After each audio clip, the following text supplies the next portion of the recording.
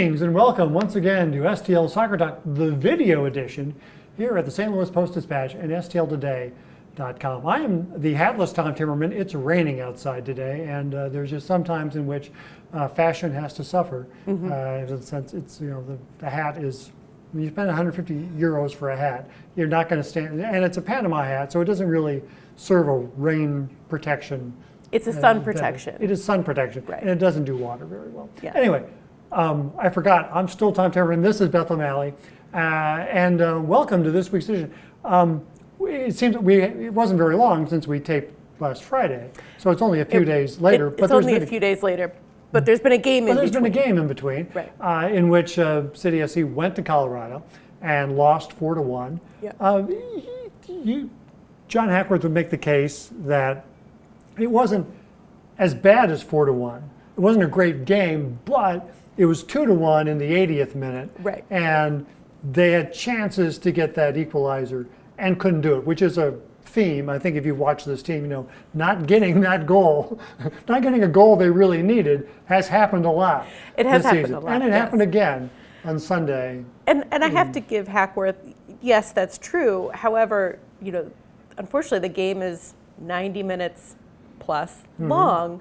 So when you come out 4-1, you got to look at that, and you got to look at that defense that allowed that many goals. Which I think one of those was definitely, unfortunately, on Lund. He got nutmegged. The fourth goal, yeah. Right. Yeah. So that is not necessarily on the defense, but I think the first two certainly were. Yeah, I mean, and we've seen it so many times this year where all of a sudden here comes the opposition, and it's a counterattack in this case, and there's more attacking players than there are defending players, and there's a pass and there's someone with a pretty much unimpeded shot from yes. 10, 12, 16 yards. And the number of goals that City has allowed this year in which the goalie has zero chance, and those were some more of that. In this case. But the big reason why Lunt was even on the field That's in right. the first place is because Roman Berkey had to go out. You remind me. Back spasms. No, in what minute? Oh, in the 32nd minute, I believe right. is when he came out. So Lunt had to come in and play the rest of the game. Talked to Ben today. He was saying it's the first time in his career he's ever come in mid-game. Oh, wow. He's either started or not played. But so he said he had about 3 minutes to get out there, and they scored on the first shot. But as always, it was one of those ones, Berkey wasn't going to stop it. Right. A brick wall was about the only thing they could have used at that point. But so Roman Berkey did not practice on Tuesday, the first day back after the game. But Hackworth semi-optimistic that as back spasms, that those are more treatable and they can do whatever voodoo they do and release the back spasms, and that they hope to have him on the field later this week and to be possibly available on Saturday. Yeah, a spasm is slightly better than pulling a muscle or straining a muscle. Hopefully he's got some good heating pads, and I don't know about muscle relaxers, but anyway, hopefully he's relaxing it. Edward Leuven, who missed the game, didn't even suit up on that one because of an adductor injury, did not train today either.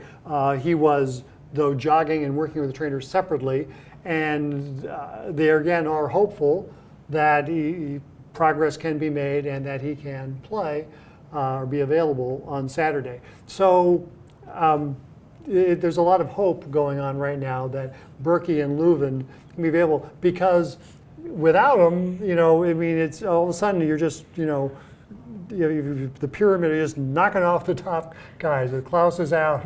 But Joachim Nielsen did practice with the team today, his first day back with the team in practice.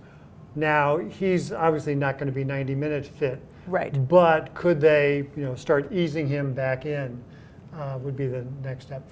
And meanwhile, Cedric Toyer continues to train with the team, and he'll get a full weekend. And Jake, the new guy from Australia, is not training with the team, but is with the team. Okay. He was jogging separately. Right. And he, once he goes through medicals, should be training with the team. Toyer is the first one we'll probably see. He's the one who should be available in some regard on the Kansas City game, which will be the first game that he's eligible for. That any of the transfers can play. Any of the transfers for. Right. So that's where that stands. Marcel Hartle, still not in the country. Okay. Still going through paperwork on the way. They got to get moving. I mean, Yes. not the transfers, the team. I mean, they have got 12 games to go. They got to win probably 7 of them to get in a playoff thing or get a lot of help. And it's possible if you do the math, if they pick the right 7 to win, then maybe they could. They don't with 6. need all. But they're going to need at least 6. I mean, they got ground to cover. And I feel like this team may not have 6 more wins in them, I have to say. Well, they haven't had 6 wins in them so far. They've won 4. Exactly. They haven't been able to do that over a longer stretch of games. The transfers coming in could help, but with the injuries this team has seen, I don't know how much light there is on the horizon. You mentioned rain and you mentioned practice. The players practice in the rain? They practice. The players love actually practicing. Now, maybe this was a bit too much rain Right. On Tuesday, but generally they like rain because it cools things down, it keeps the grass slick. So they actually, this is slightly less. They dial back the rain a bit because it's coming down pretty solid out there. Yes. As we record this on Tuesday. They got Vancouver coming up on Saturday here at home.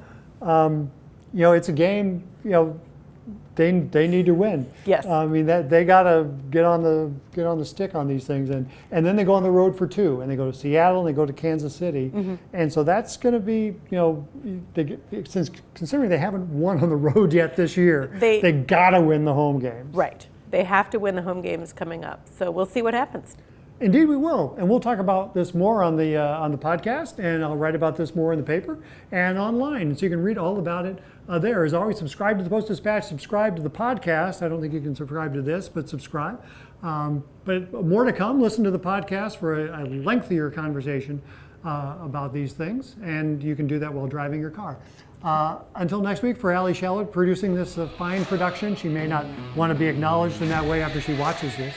And Beth, I'm Tom. Until then, be seeing you.